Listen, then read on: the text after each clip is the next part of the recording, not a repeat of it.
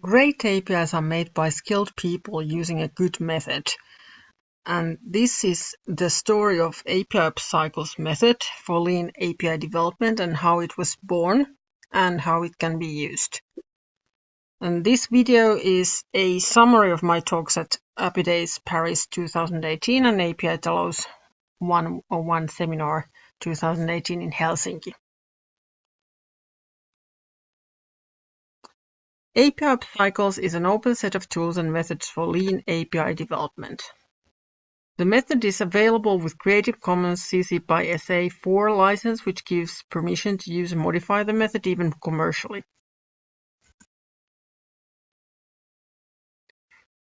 The method, which is in cyclesapis.net, was originally created at Digia and donated to APIOps community started by APIinf. This derivative work on method is done by Osaango at www.apiopscycles.com, which is in progress to be merged into the original. And the contributions and requests to the method can be made at this GitHub site, so APIOps-APIOps Cycles. And the APIOps trademark is used by APIOps.net community, and separate categories are registered to both APIinf and Osaango.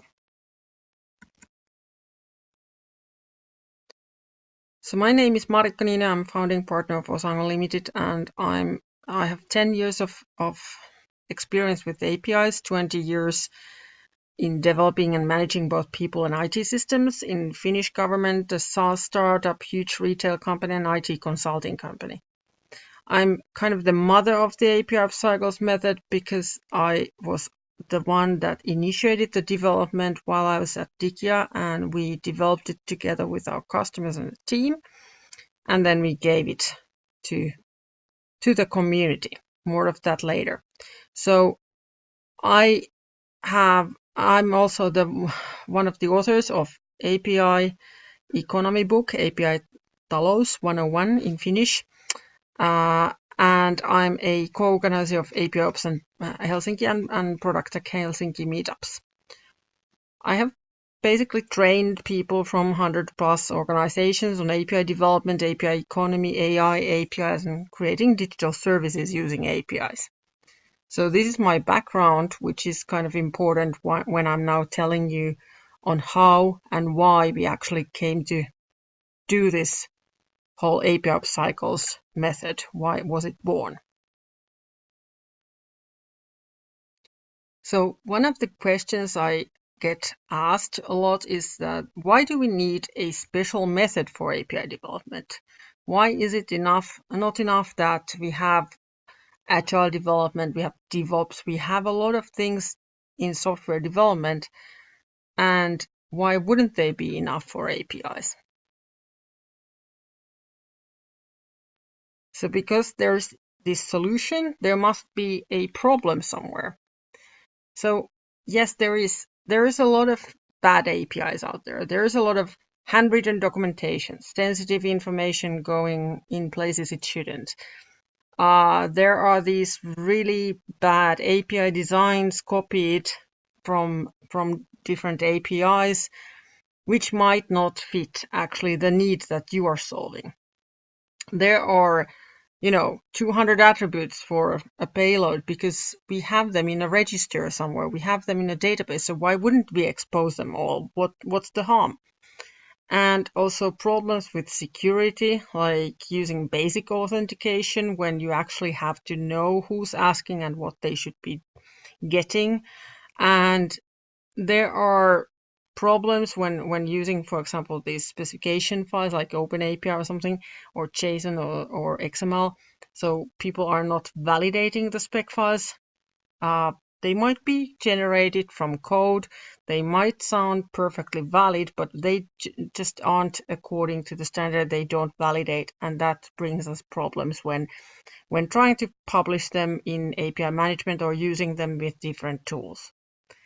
And also there are these interesting onboarding issues for APIs. The developer experience is not always really good. One of the maybe worst I've heard is that when we get new API users, we need to boot our servers to give them access, which is not something we are always able to do. So there are sometimes things where people need to wait for weeks or months even to get access to an API. So the bottom line was that, which I noticed, was that no matter how many API evangelists or conferences or blogs or anything out there, even science, even scientific articles, although quite few, the rogue API developer just doesn't know that there is a good way or a bad way of creating APIs. Or rather, there might be a very best practice way, which doesn't suit all the cases, but there are also very, very bad ways. And what are they? So in Finnish, we have this term called maalaisjärki. Sounds pretty weird, but it basically means village sense, which actually means common sense or like bon sens when I was doing this talk in Paris. So the problem is that a lot of experienced developers say that, okay, well, we'll use common sense, and then they'll copy existing APIs. And the problem of that is that we all come from different villages, so we have different village sense, this maalaisjärki, and we sometimes copy bad design or not suitable design from existing APIs.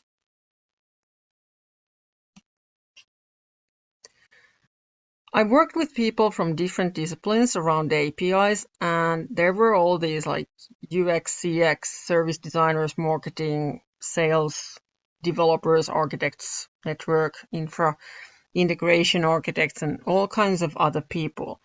And the issue was that they all have their own language. They have their methods, tools, and processes. And how can we make them all understand each other and use common methods? Can we do that in some way?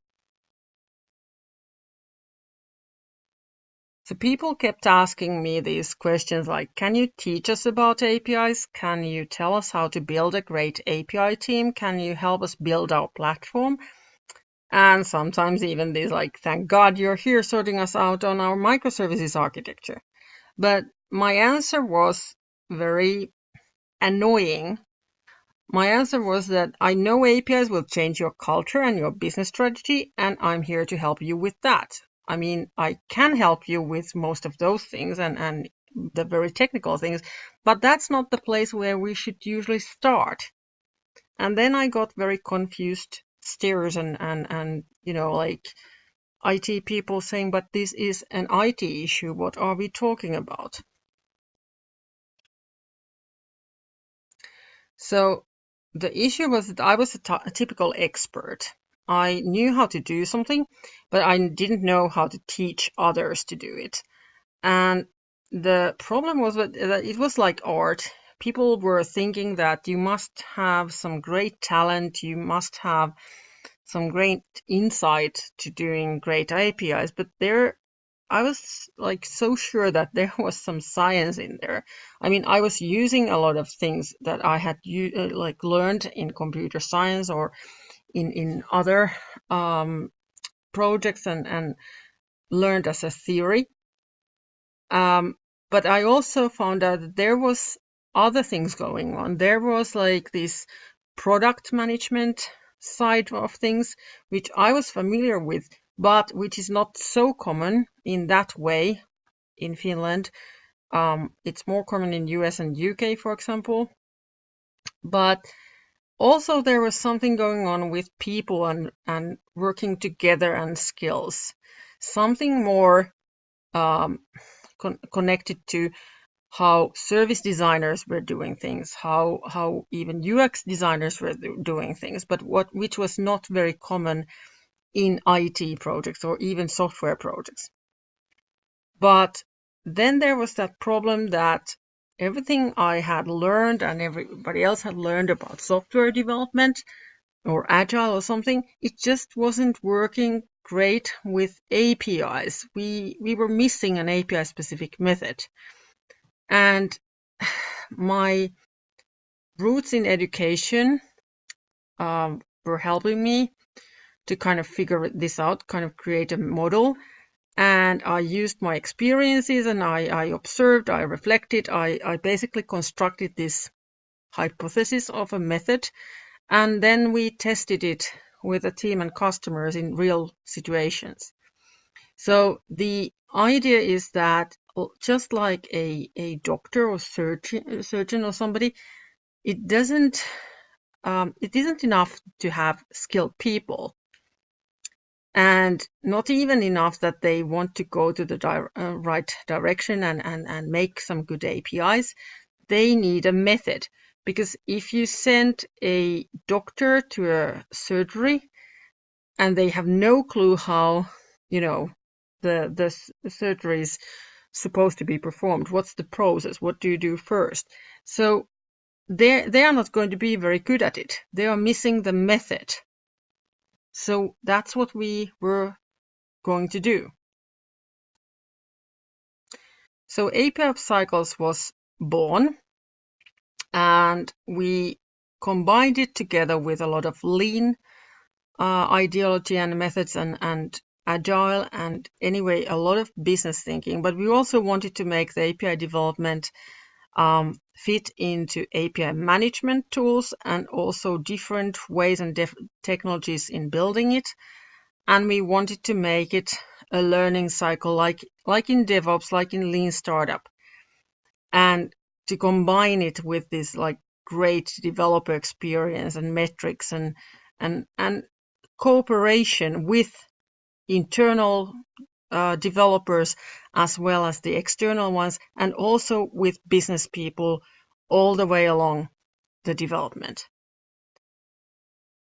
And we basically had a plan that we should use things that these people who are involved already know about. So we thought that why should UX people only have a design process? I mean, come on, they go to some room and they do these workshops and these paint the walls with paper and post-it notes and everything. They even have a technique in how to rip out a post-it note correctly. But then we had also the DevOps side. We had DevOps, which is like a culture, but it's also about automation and continuous delivery of software, and not throwing it overboard to ops from development.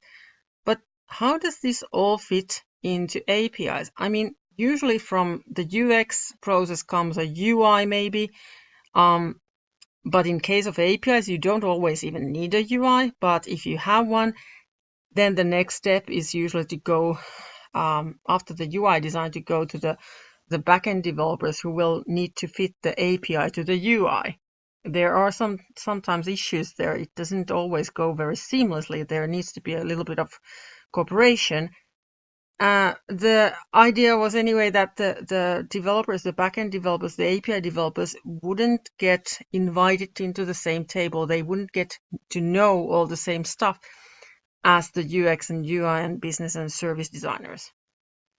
So the idea was to take kind of their process and to fit it in and fit it together with the API design process.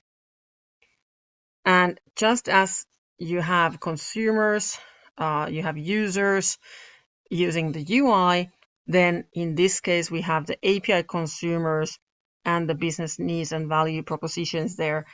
And then we have the designs, the API schemas, the design files that we design, and we can prototypes just the way that we have prototypes for UI. And then there's the whole life cycle for APIs.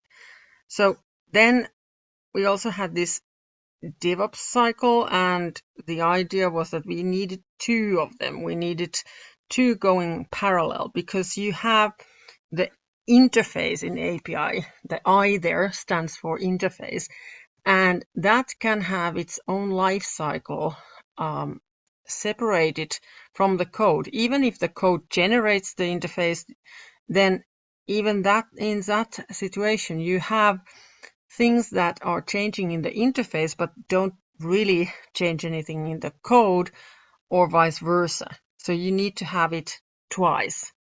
That was one of our epiphanies in that situation.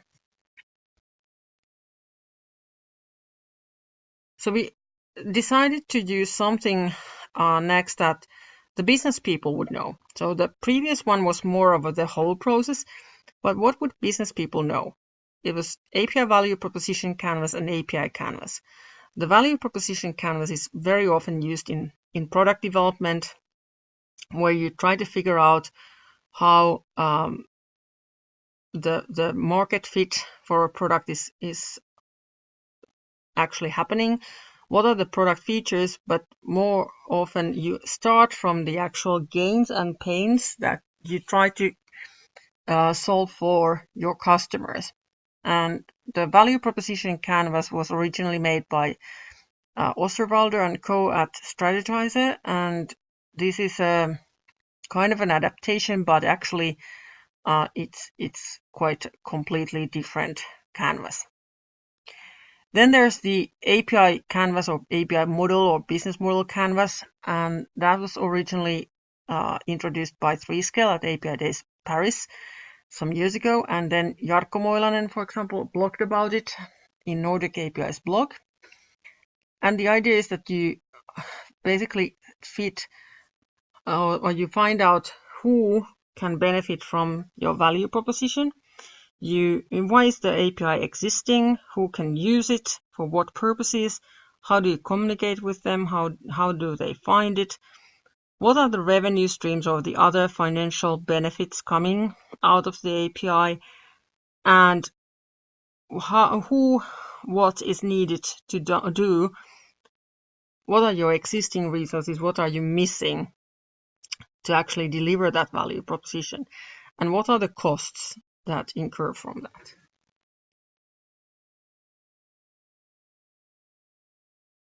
So everyone hates non-functional requirements, but that's kind of the next step from the business requirements. Or rather, these are also business requirements. They are just non-functional.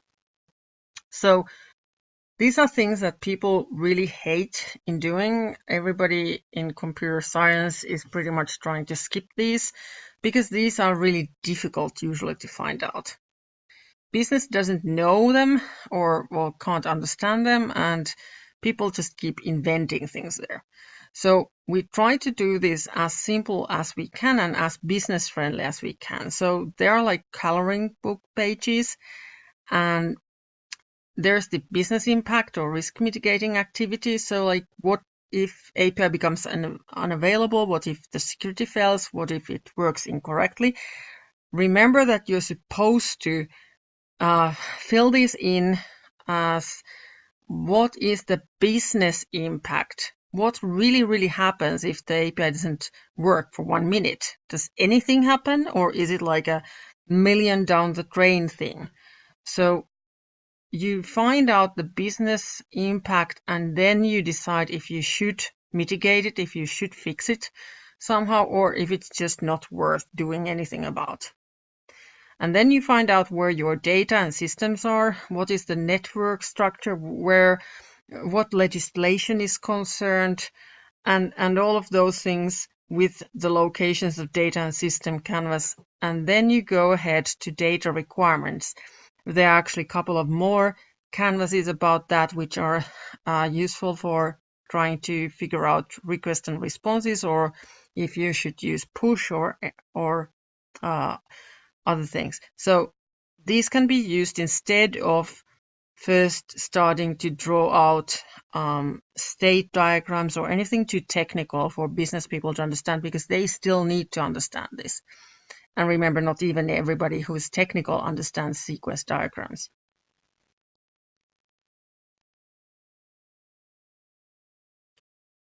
Okay, so by now, all the architects, developers, everybody who's technical in the team wants to get their hands already dirty. Why can't we already build things? Because we have been talking about a couple of maybe hours or at least half an hour about all of these requirements, which is, by the way, faster than the usual like 7 meetings and nothing gets done. But you should always start using prototyping. So we built this model using the minimum viable architecture as a guideline. So we made this version of minimum viable API architecture here, and it's basically consisting of 3 parts. First, prototyping, then building just enough to get by, and then scaling. There are a couple of more canvases to help with that in the non-functional requirements canvases. So there's, for example, this one that where you estimate the capacity of the API, how much is there going to be traffic and needs. But for example, that canvas is a good example that you can't go and ask business to tell you how many requests, how many API requests are there going to be.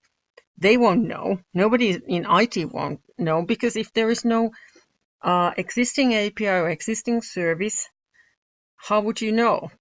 So the only thing that you can use is actually to understand the business problem there. Is there going to be like 300 parcels delivered every day consistently, or is there going to be a Christmas rush or midsummer rush or something like that, which would cause peaks?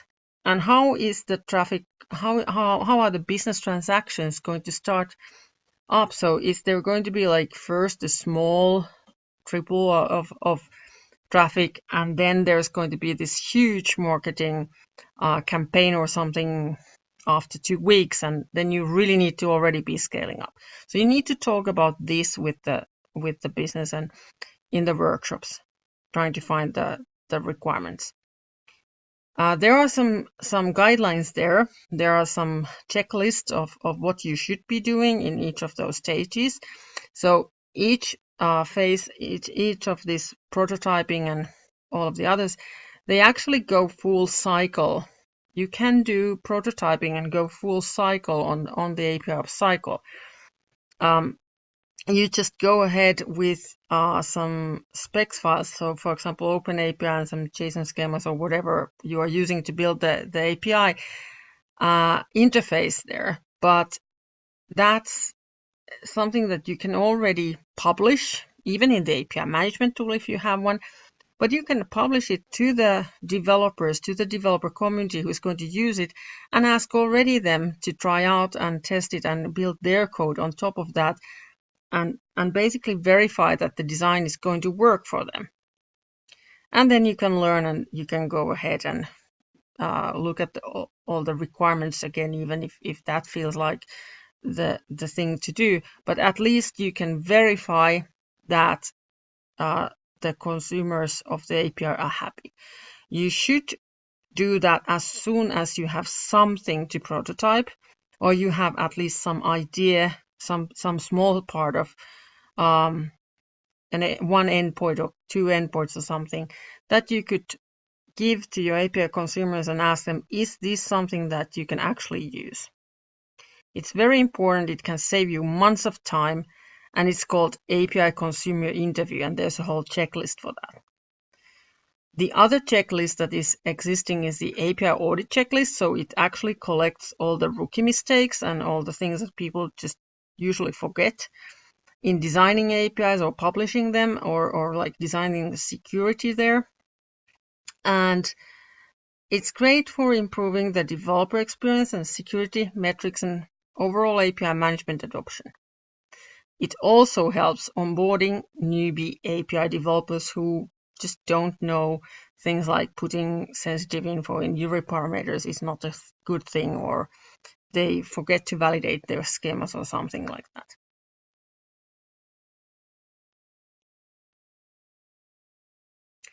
There are also other things in the model. There's a design guideline. There are some checklists for what you could be thinking about developer experience and what KPIs you could be having.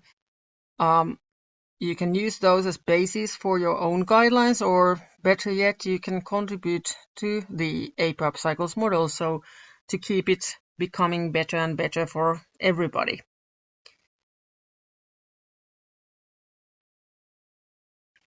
So how would you get started with APIOps Cycles? You would work with a cross-functional team. So no working with only developers, only architects. This is a method that thrives on collaboration. Use the methods together for ideating. So don't just use the canvas or just use some other canvas. And don't think that you have to always use everything full on. You can just try out with the canvas and see if there's any idea in any way creating that API. It's not a failure if you actually come to the conclusion that there is no point in creating this API. Sometimes that does happen when the business case is too weak, or it seems that it actually is a more complicated problem, or it doesn't actually have a real business problem that it would solve. Nobody's interested in it. It doesn't have any customers. Talk with business terms, not with IT terms. Always start from like what actually is happening in the business, who are the customers, what are bought, sold, transported, or whatever it is, what's happening in the customer case. And don't assume that the business will go on as it has so far. So use the goals of the future, not the past. And remember to involve your future API consumers really, really early. So as soon as you have something to show, small endpoint design, some ideas at least, what you would be thinking of using. Is it going to be REST? Is it going to be JSON? Is it going to be XML? Is it going to be pictures? Or what is it going to be? And specifically, what is going to be the authentication method? Because that is very, very specific thing that might hurt if it goes wrong. Okay, so what's next? If you use the method, please share your story and experiences. For example, use the APIOps Cycles Twitter, or if you have something to change, make a GitHub issue or feedback. If you decide to research this method, or you are interested in any research done with the method, please do not hesitate to ping me at my Twitter, and it's there in the slides. And then I'm also creating some research on this as part of my thesis work on business, and we are really using this with customers. I know quite many organizations that are familiar with the method who are using it. So let's share the experience. Let's make this method the best method ever.